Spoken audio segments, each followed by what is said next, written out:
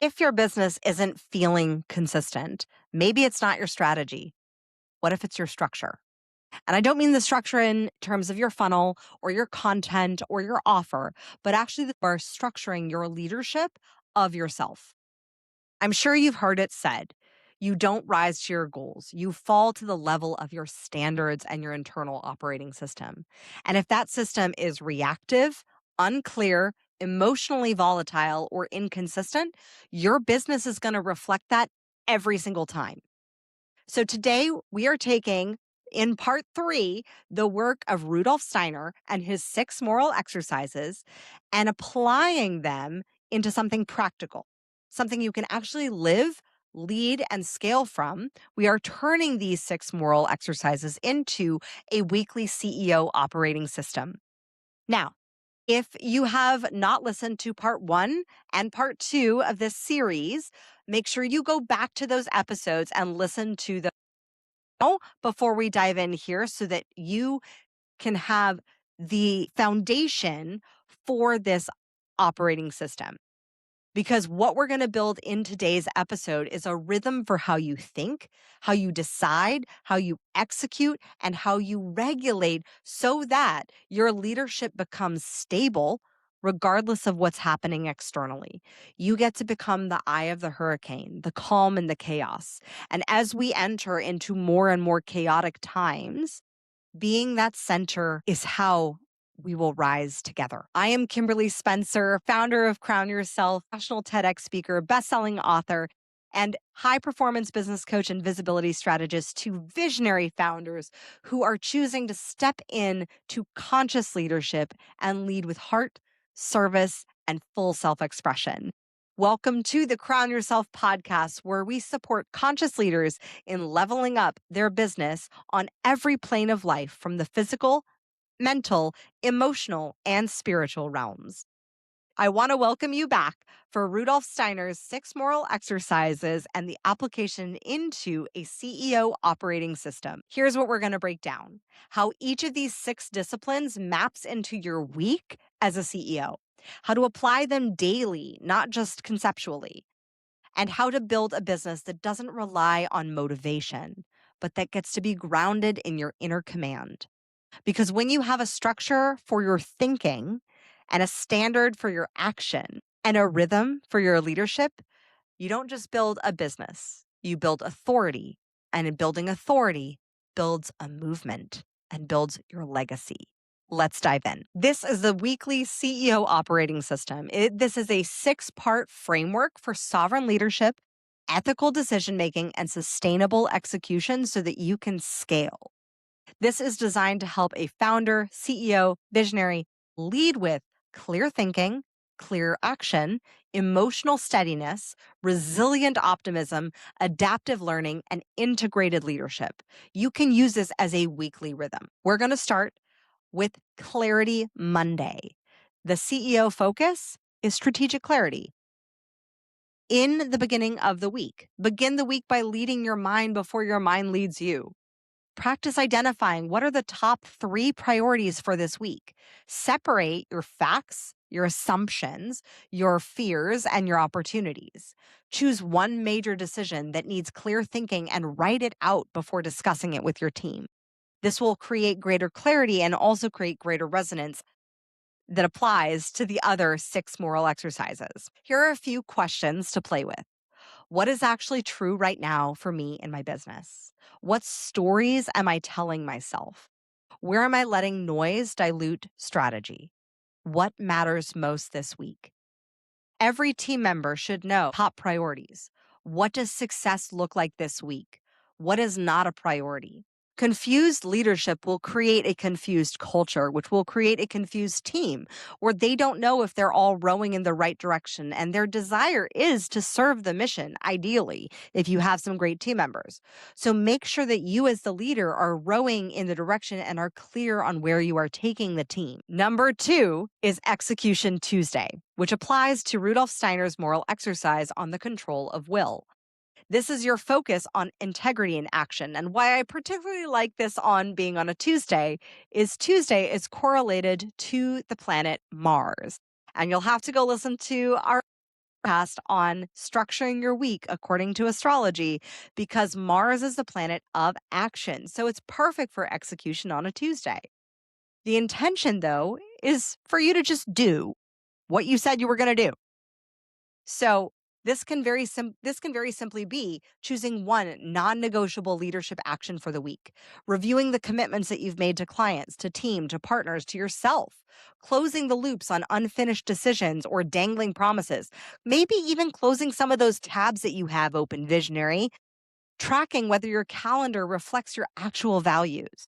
Your reflection before you even get started on the Tuesday, ask yourself, where are you overpromising? Where are you avoiding necessary action? What commitment needs to be honored this week? And what small act of discipline could you start practicing that would build self-trust? Maybe that small act is you just actually keeping that commitment to exercise at 6:30 in the morning instead of hitting the snooze alarm. Maybe that small act is sending out 3 LinkedIn invitations every day. And that is a practice that you have reverence for and you honor and you keep that practice. Maybe that practice is posting one piece of content every day that is new and fresh and real and alive for what you are speaking in this moment. As a team, you can encourage your team to apply this by creating a new norm around ownership, around follow through, around deadline integrity, and around proactive communication when something slips. This makes sure that your team is on board with supporting, with making sure that everybody is operating in as much integrity as possible. Trust is built through repeated proof, not just good intentions. One of my mentors had a standard where he shifted his core team value in his company to being integrity, doing what you're going to do. And he created a reward system for integrity for his team, asking his team who showed the most integrity in this team on this week. And every week they would celebrate the team member who kept the most amount of commitments to others and to themselves. The third moral exercise is an equanimity of feeling. So we can practice this as a regulation Wednesday. In this focus, you can practice emotional steadiness under pressure. Your goal is to lead from a grounded response, not reactive emotion. So, your practice can be looking at what triggered you this week. Where did you react instead of respond? What conversations needs the best, most regulated version of yourself? What would a calm leadership lens look like? Your practice, should you choose to, would be pausing before responding to a difficult email, feedback, Slack issue, or financial stress. It would be noticing the emotional charge you have around sales, around visibility, around tension. Maybe you're used to a chaotic roller coaster of sales, of the ups, the downs. Well, notice that. Notice the emotions that come with that. You're familiar with that. What would happen instead if you actually had emotional stability?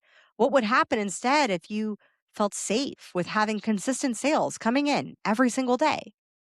Build in white space before high stakes conversations. Review where your nervous system, not your wisdom, has been in charge. Review where those moments in your business have been in the past week where you have been reactive, where you have experienced the high highs or the low lows. As a team, you can normalize pausing before reacting, naming attention without blame, handling conflict directly and respectfully, and not making emotionally flooded decisions. A regulated leader creates a regulated company. So when you start practicing greater regulation in your body, you'll be able to lead your team better, both your team in your business and your team in your family. Steiner's moral exercise number 4 is in positivity. You can have this be Resilience Thursday, where your focus is on meaning making and opportunity recognition. I also like this because Thursdays are all about expansiveness, since Thursday is ruled by Jupiter. The weekly intention is train the company to learn, not just to judge. So, in this space, look at what challenges, what setbacks, what disappointments happened in this week.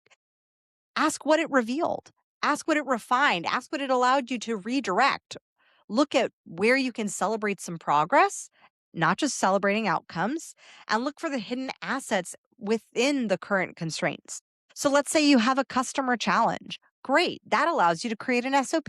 Great. You had a failed launch. Okay, awesome. That allows you to have a little bit more diligence in looking at the skill sets of lead generation that you may need to cultivate. Ask yourself, in your week on Thursdays. What did this challenge teach us? What is still working? What's working well? What strength is this season demanding from us? And what opportunity is hiding inside of this friction?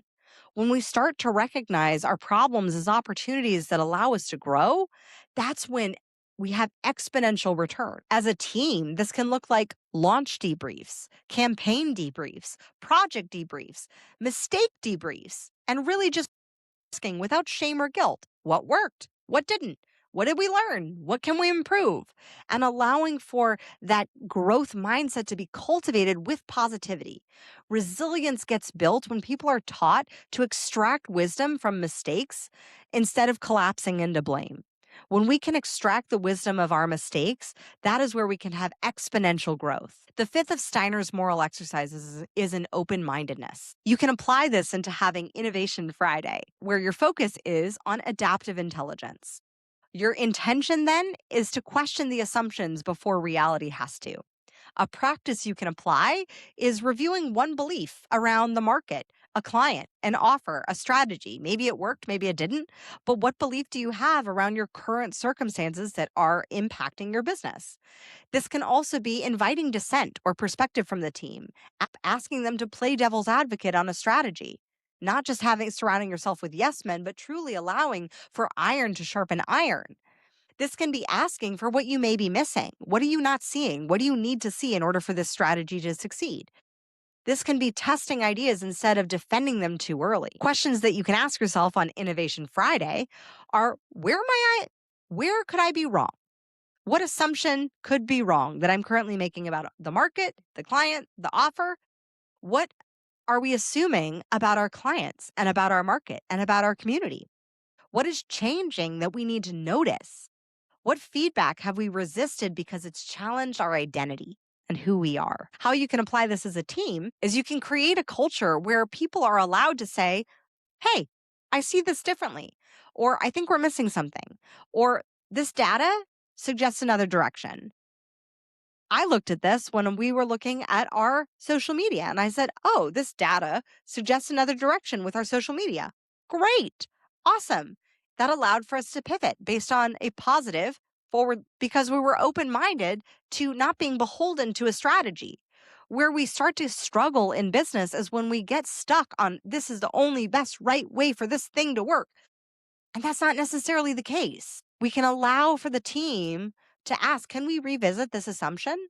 This allows for us to operate from curiosity, which protects us from arrogance. Our egos love to get in the way and love to want to be right.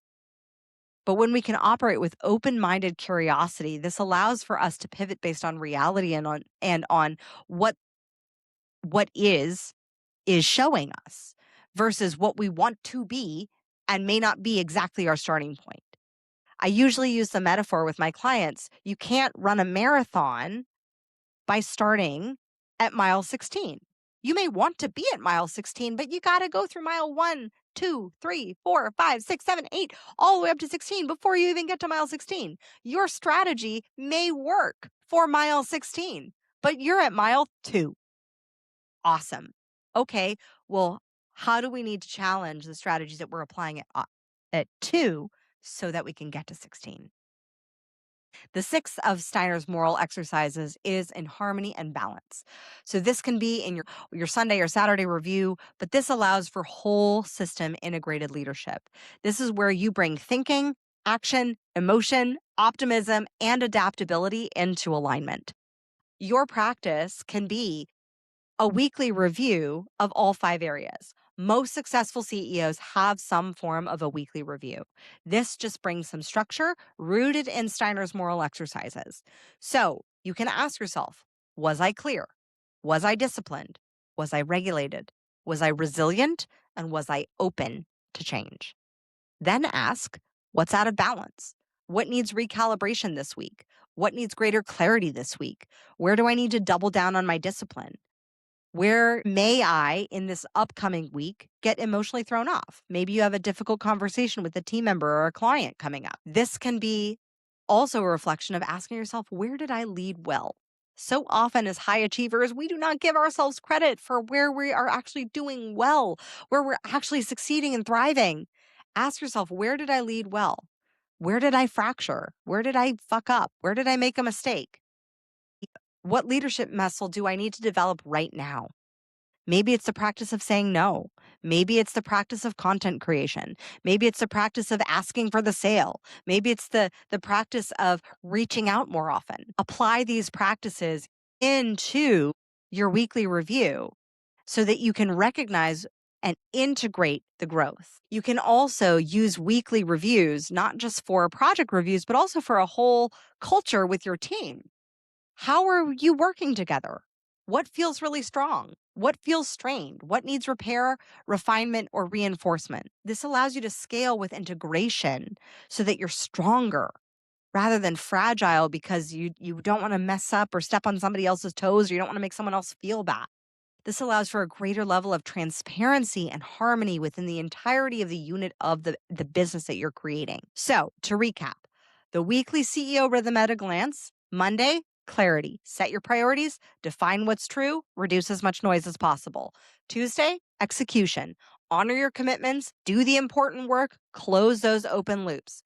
Wednesday, regulate. Manage your emotional energy, respond instead of react. Practice engaging in communication and engaging in challenging communication. Thursday, resilience, extract lessons, celebrate growth, find more opportunity, practice innovation. And Friday, integrate, challenge assumptions, gather insight, review the week as a whole, and make a plan to operate with greater clarity next week. And if you want an ultra practical breakdown to support you in this, then click below for my Did Better, Do Better 60-second review checklist. This will allow you to sharpen your discernment as a leader in the practice of these 6 moral exercises, in the application of applying these to your business and to your leadership.